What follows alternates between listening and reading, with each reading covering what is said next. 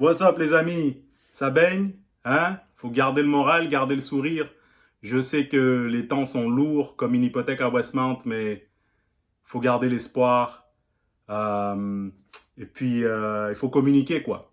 Et justement, en parlant de communiquer, j'ai beaucoup pensé à la notion de privilège euh, à la lumière des événements de la mort de George Floyd et des manifestations qui ont suivi, en fait.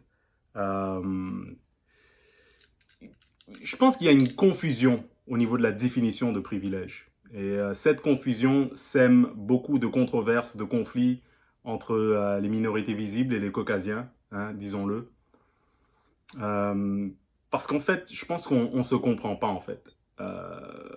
Quand on dit privilège, c'est pas être comme la reine d'Angleterre qui fait de l'équitation chez elle, avoir 12 millions de dollars dans son compte chèque et ne plus savoir comment faire parce que t'as pas travaillé pour ça. Tu vois ce que je veux dire? C'est pas ça. C'est pas avoir des opportunités qui te tombent sur les genoux sans avoir rien mérité. Ce n'est pas ça.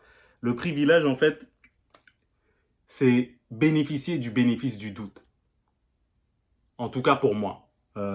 Si jamais vous avez du feedback, si vous n'êtes pas d'accord, exprimez-vous, vous avez le droit. Il y a des commentaires en bas. Hein, on n'est pas en Arabie Saoudite. Mais en tout cas, privilège pour moi, Bruno, c'est enfin dans le contexte socio-culturel dans lequel on évolue, ou socio-économique et culturel, c'est avoir le bénéfice du doute, quoi. Je vous donne un exemple. Au mois de mars, ma copine et moi, on s'est acheté une voiture et j'ai vraiment insisté à ce que mon nom soit sur les documents d'enregistrement. Tu sais, les papiers, le petit papier bleu là, où il y a le numéro de série de véhicule et le nom du propriétaire. Et moi aussi, j'ai voulu avoir mon nom dessus. Donc Bruno et Geneviève, mettons. Tu vois, comme ça, il n'y a pas de doute. C'est clair. Si un policier m'arrête, ben, il voit que mon nom est sur les immatriculations et il voit que c'est le même nom sur mon permis. Tu vois ce que je veux dire? Pas de doute, pas d'incertitude. Parce que oui, je peux conduire le véhicule sans avoir mon nom dessus. Ok? Moi, Bruno, qui paye aussi pour le véhicule, je peux me faire arrêter par un policier et lui dire, bah écoute, c'est l'auto de ma conjointe et moi aussi, c'est mon auto, mais mon nom n'est pas sur l'immatriculation. Ça se peut, mais il va vérifier quoi, tu vois? Quelque chose me dit qu'il va vérifier. Je sais pas, vérifie l'historique des rapports entre les minorités visibles et les forces de l'ordre. Tu verras que on a beaucoup plus de chances de se faire interpeller et beaucoup plus de chances par conséquent de perdre notre temps. Tu vois ce que je veux dire?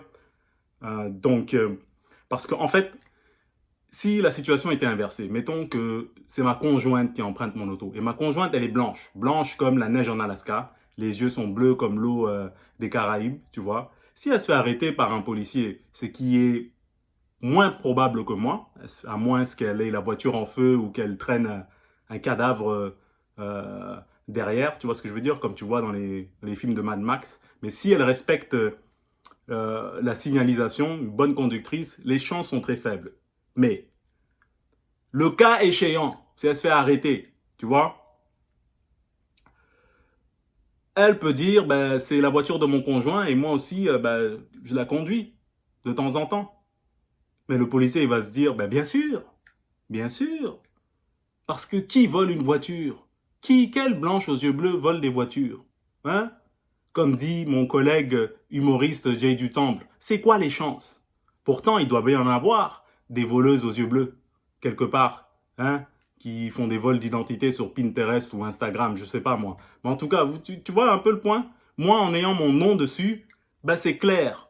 Il regarde, à moins qu'il sache pas lire, il regarde mon nom, ok, Bruno Lee, hop, permis de conduire, Bruno Lee, boum, c'est clos, man, c'est clair. C'est pour ça que j'adore le sport.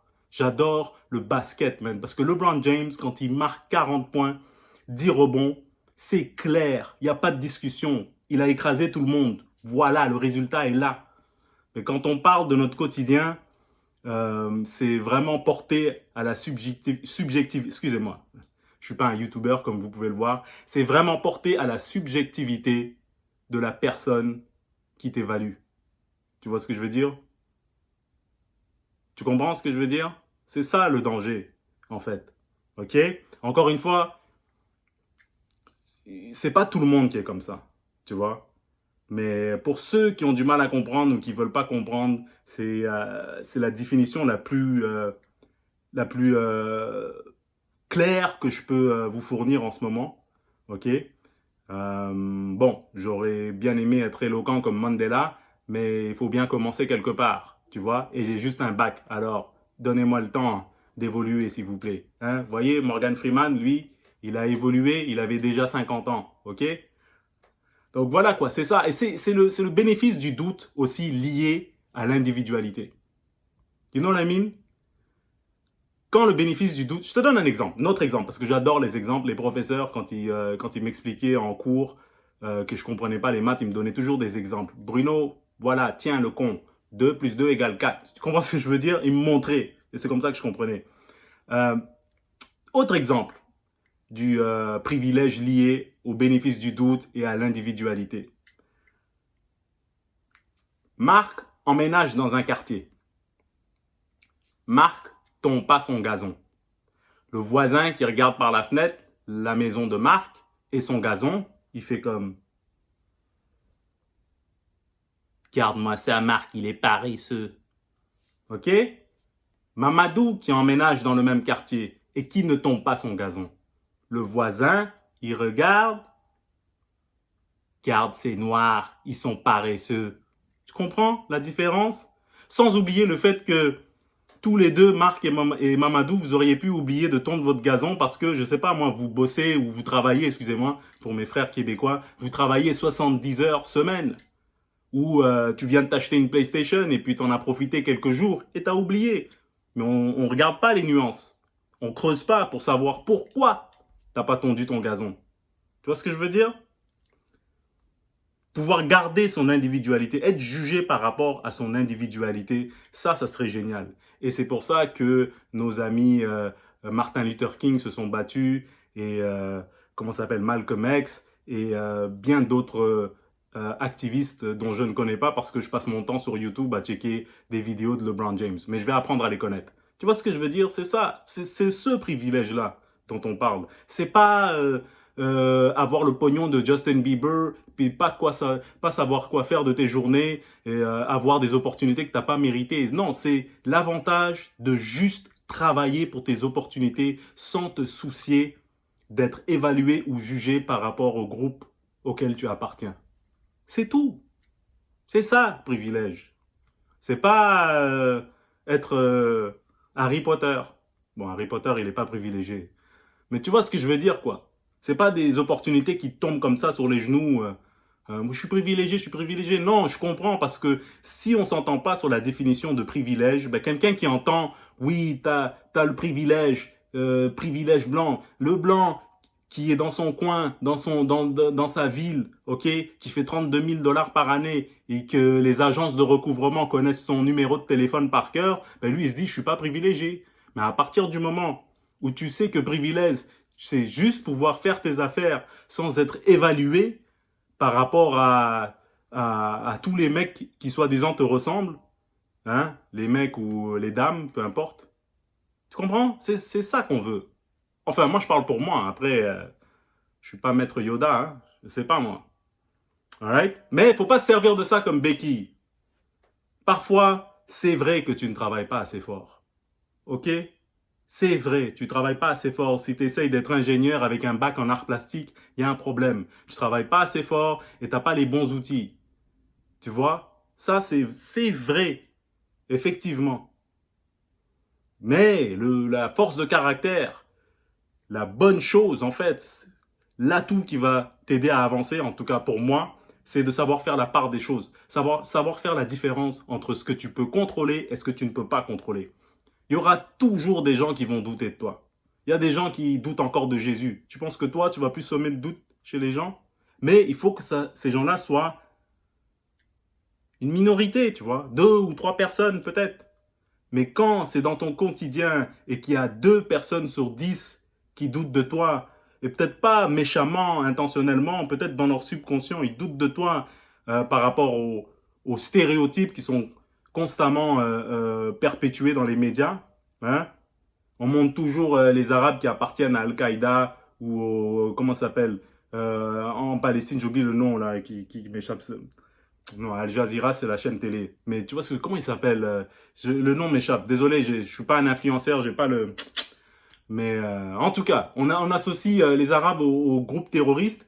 Hein, on montre toujours ça dans les médias, mais on montre pas les Arabes qui créent des entreprises. Hey, salam à tous les propriétaires de shawarma. C'est trop cool, hein. C'est tellement bon. Mais en tout cas, vous comprenez le truc? On montre pas ça. Des gens qui respectent les Arabes, qui respectent la loi, qui font tout comme du monde, qui offrent des opportunités aux autres, peu importe leur couleur de peau ou leur religion, à travers leur entrepreneuriat et leur perspective, leur audace. Hein? Toutes les qualités que tu trouves chez n'importe qui, peu importe sa religion, peu importe sa couleur, peu importe ses croyances personnelles, n'est-ce pas? On montre pas ça. On montre les mecs qui tirent avec des kalachnikovs et qui jonglent avec des grenades. Tu vois? C'est se faire juger par rapport à son travail, ses valeurs individuelles. Peu importe à quoi tu ressembles. Tous les blacks, je sais que y a des différences chez les blacks, tu sais.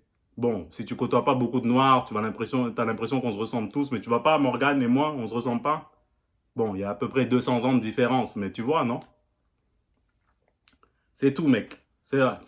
À part ça, je vous aime, je vous souhaite la meilleure des chances, peu importe d'où tu viens, qu'est-ce que tu veux faire, tant que c'est légal, hein, tant que tu as une tête sur les épaules, tant que tu as le cœur plein, hein, et la vision claire. Je pense que j'ai vu ça dans une série télé. Mais en tout cas, c'est tout ce que j'avais à dire. Merci pour votre attention. Et puis, à la prochaine, quoi. Ciao.